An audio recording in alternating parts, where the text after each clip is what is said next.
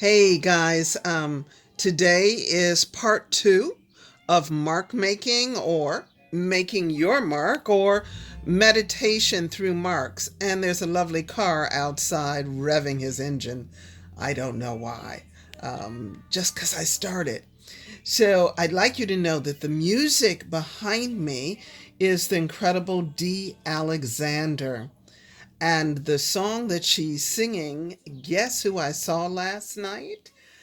I remember the day that she recorded it because Dee came by the studio and she was so excited. And she says, Candace, I need you to hear what we just did in the studio.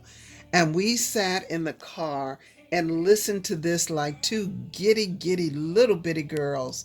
I was so excited for my friend for the compilation of this CD, which is called Songs My Mother Loved, which you can find on Amazon.com. And that's Dee Alexander. And I do have permission to use her music. Again, this is the CleArt Virtual Gallery presenting some little art lessons, some little life lessons, a little bit of art history with your good friend here, Candace Hunter Klee. You can always find me on my website, www.cleart.com, and the Instagram is CleArt as well. So we left off with you having to do some homework, and I hope that you did, and I hope that you did your small squares and your large squares. I'm going to do a little work today on a piece that I've been working on, but something has happened and we need to stop and pause and talk about that for a moment. So I don't know where you're listening from, but I'm in the state of Illinois, and we have a shelter in place ordinance that is going on right now, as do a lot of states as we go through this pandemic. Some states don't know where you are. If you're in a state that doesn't have shelter in place, do it anyway. Yesterday, the world lost two absolute giants. One was the elder Mr. Marsalis. He is the father to the Marsalis brothers that we know and love their music, who are making such a mark on American music. And the other giant was a gentleman by the name of David Driscoll. David Driscoll was an artist, an art historian, and a curator. And so I just had something I wanted to share with you. I wanted to read to you, if you don't mind. So Driscoll told the artist Richard Clank during a conversation at the University of Maryland, I make art to free myself, to give a new dimension to life and hopefully to other people's lives. I went back to nature and relied very heavily on my natural environment as the source of inspiration in my work. Part of the message that I desire to communicate in my art is that I am a Black American. I have experienced the haunting shadow of an African past without knowing its full richness. I wear the badge of a proud and ancient culture in my Black skin, but my art is heavily imbued with Western forms. This past fall, the D.C. Moore Gallery presented a show, David Driscoll Resonance, Paintings from 1965 to 2002. He was about to turn 88. He's a legendary African American artist and art historian. So I want to read to you a little bit about his bio there at D.C. Moore Gallery. The years between the March on Washington in 1963 and the end of the Vietnam War in 1973, galvanized by the civil rights movement and often called the turbulent decade, represents a lived experience for Driscoll.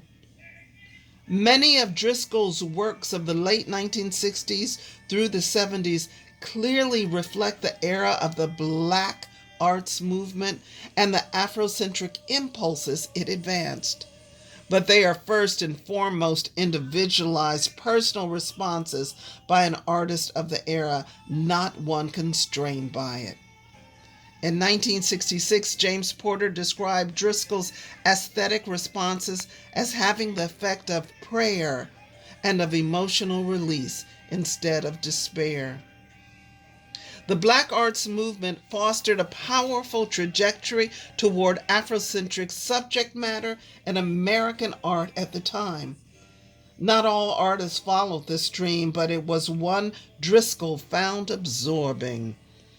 During his years teaching at Fisk University, expressive blackness was in vogue, and Driscoll was fully at home in this arena, using African and African American themes seamlessly and awful syncretically.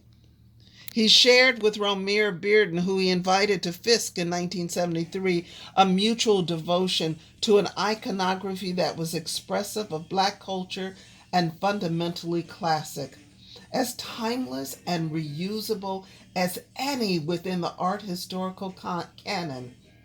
Both artists created distinctive iconographies that drew upon African and American history, myth, and experience. Mr. David Driscoll, we salute you, those who do art and those who love art and those who don't even know that they live through what you've worked to do. So a lot of the work that is being saluted right now across the world is partly because of David Driscoll. And so I'm very thankful that I lived in a time that he was on the planet. And he was a mark maker. So we're going to leave this today. Oh, and did you notice that he talked about my dad, Romare Bearden? Doesn't everybody talk about my dad? Okay, so if you were with me one day last week, I did an addendum where I did photo transfer with Oil of Wintergreen. So I started working on this piece last week. And so now I'm going to add to it with some mark making. I started doing a little bit of work last night, and this is where the meditation comes in. So I'm just going to work on this for about 10 minutes with you watching me. There is no plan of action. There is no desire for an outcome. I'm just going to go with it as I am compelled to do. I'm going to choose my softest pencils. So let me see. I have an HB here. I have two. I have a 4B and an HB. I'm going to use both of these today. And if they start to get dull, I have my X-Acto knife to sharpen them. So you always want to keep an X-Acto knife or pencil sharpener near your work. So remember when the third part of this was meditation. So that's what I'm going to work on right now. And I'm going to think of Mr. Driscoll. I'm going to think about his contribution to the world of art, to American art, to the conversation that African American art was indeed American art, that there are no lines in the difference between the two, because I am an American. I also am African. And so I celebrate what goes through my veins, but also learned lessons from the West.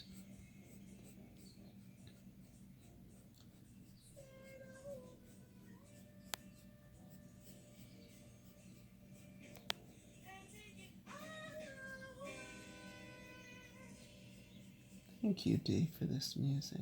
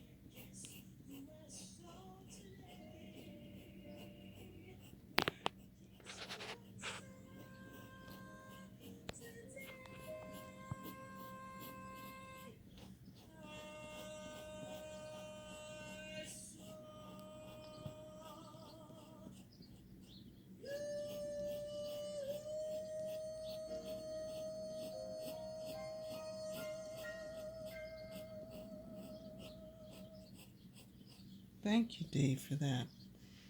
So I'm going to stop today. I want you, if you didn't finish your large circle, I want you to keep working on it. And I'm telling you, the best way to do it is put on some music you really like. If you drink wine, have a glass of wine. Think of something lovely through this time. Pick which method you want to use. I'm using mostly cross-hatching. I also had some continuous lines that I did here that I overlapped. And do this and finish a large piece of paper. It might take a while, but work on it. Enjoy the process. Enjoy what you come up with. Because I tell you, you are going to be absolutely surprised at what you're able to see. Thank you until I see you for part 3 of mark making.